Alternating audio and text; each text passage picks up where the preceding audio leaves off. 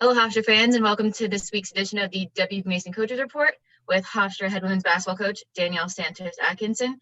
Coach, happy belated Thanksgiving. Hope you had a nice Thanksgiving. Thank you. Same to you. We did. It was great. A lot to be thankful and grateful for. Great, and very thankful for having the opportunity to open your season up this week. 2 games, Army, West Point last Wednesday before Thanksgiving, and then Pitt on Sunday. Just give me a little glimpse. We'll obviously go a little bit more in depth, but what are a couple things that you really saw this week that you liked? How our team competed. I know that's one of the things that I've talked about a lot, but our team that was one of the areas that we had to grow in this off season, was being able to compete for 40 minutes. And not only during our games, but being able to compete in practice. And that's one of the things that I really enjoy seeing in this team is they compete and they work hard, and they've been competitive every single day in practice. And that has definitely transferred to our games in these last 2 games, really competing for 40 minutes. I'd say for Pitt, maybe 38, but really happy with the way that we competed in both of our games that we've had thus far. Looking at the stat sheet, you had 5 players come away with double-figure average after the first 2 games.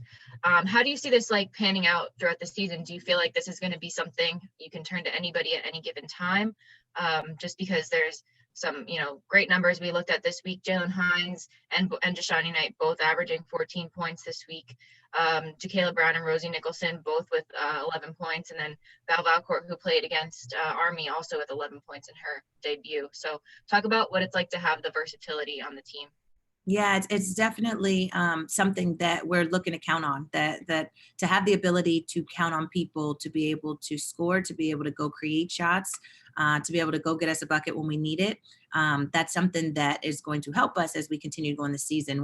The one thing I like about this team is that they share the ball very well, and they're looking for each other. They're doing things off of the ball to create shots, not only for themselves but for other people. And so when we're able to share the ball like that, and when we have the ability to score from multiple positions, it helps us on the offensive end, and then obviously going to the defensive end and applying the pressure that we want to apply. We're able to generate and create some offense off of that as well. And last week and all preseason long, really, we've talked about a lot of transfers who are going to make an immediate impact on your team. This week, transfers averaging 34.5 points and 8.5 assists, and a lot of rebounds underneath the basket as well.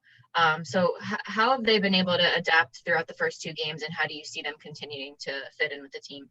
Yeah, they're a great fit, and that's something that we knew would happen in the recruiting process.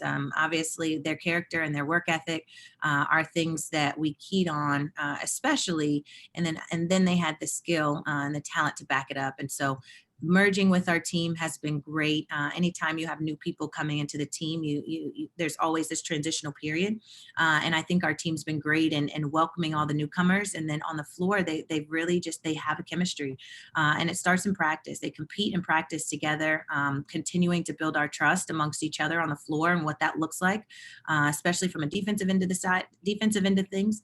But again, like you said, we have some people that can shoot the ball, score the ball, and we've done a great job of rebounding it. And so just again, that trust, and I can shoot the ball and we can let shots fly when we know we have people that are going to rebound it. I can attack here and do this, and I know I have people moving around me that I can feed the ball to, that's going to get us a great shot off of that pass. And so all of those things and being able to work together with each other has been great. Something that we were expecting and really exciting to see in these first 2 games. And we want to continue to keep working on it, obviously, in practice and throughout our games, and something we want to continue to see. Now let's talk a little bit more in depth about the Army game, your season opener. Very high scoring game for both teams, 81-78. The final score with those 81 points actually being Hofstra's highest point total since the 2017-2018 season. So what was it like to be able to just create so much offense and to just be able to score, clutch baskets and get the points when you needed them?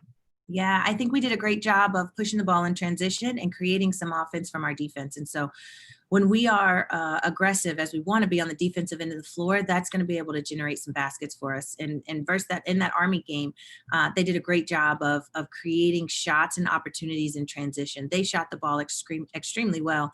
I want to say we shot it over 50%, 51% that game.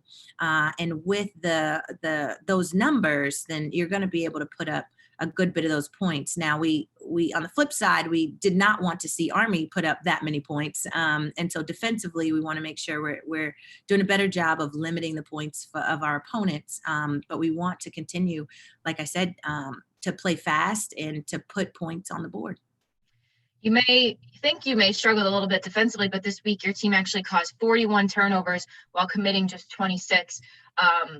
You may not have seen the defense perform like you wanted to, but it was actually very great defense in the grand scheme of things. So what was it like? I know this was something you were working on all off season, all practices, limiting the turnovers. So what was it that was working this past week with that? Yeah, I think it was the confidence that we were able to play with. And I think the confidence came from the work that they've put in. When they were open, they shot the ball. We didn't pass up open shots, which would at times result in the turnovers. I think we also were able to get good shots offensively. We want to look to get the ball inside out, and whether that's attacking off the dribble for layups or whether that's pounding it inside to our post players, we want to look to get high percentage shots. And I thought we did that, especially being able to push in transition, get some things in transition, and then the amount of points we were able to get in the paint when we're shooting that high percentage and shooting high percentage shots, then that's going to help us score the ball and to be able to shoot it a lot better. So I think the confidence that they were able to play with in these last two games really helped us on both ends of the floor. Actually kind of stole my next question away. 56 points in the paint against Army, most since 2015. What is it like having that interior presence dominate? So it's a threat for other teams as well. Yeah, I think again it was a mixture of the post presence in there and what they were able to do, and not only making themselves available and but finishing the shots inside as well. And then we had people get to the basket. We have the ability and the athleticism this year to get past our defenders and to be able to create shots. And I think some of the things that we did offensively off the ball also helped us to get layups. And so when you're getting those high percentage shots in the paint, it's definitely going to help us throughout the season. And it's also going to help us in our confidence because you're shooting a high percentage shot at a high percentage. Then that helps your confidence throughout the game and your ability to shoot other shots as well. And Coach, looking ahead this Sunday, your home opener against Fairfield, and then following that, another home game against Albany. Fairfield hasn't played yet this season, so unfortunately for them, maybe tough to kind of see what they're made of this year. But what are you going to be looking for against Fairfield, and how do you think you're going to come away with that win, especially last season losing to them in overtime after Jalen Hines hit that buzzer beater layup? How do you get past them this year? Yeah, so for us this year, we definitely are going to have to defensively guard their stuff. Inside and out. Their post players last year had a great game, and again for them, as you know, they were able to hit a lot of shots in the paint. So having a better defensive game this year versus them is going to be important for us. They run a lot of sets offensively, and so trying to do some things that'll disrupt them offensively and keep them on their heels offensively is what we're going to be looking to do offensively, and then or defensively, and then offensively again, just looking to push the ball, trying to get as much as we can in transition, and then again in the half court, looking to move the ball as much as we can, spread the ball around. Like we've mentioned before, we have the ability to score from multiple positions. So looking to share the ball and get great shots on the offensive side. Well, Coach, we certainly wish you the best of luck this weekend, and fans watching out there will certainly miss you in the Mac Sports Complex this weekend. But make sure if you tune in, flowhoops.com, and live stats and live video always available. And Coach, I wish you the absolute best of luck this weekend. And thank you very much for taking the time to join me today. Thank you. Thanks for having me.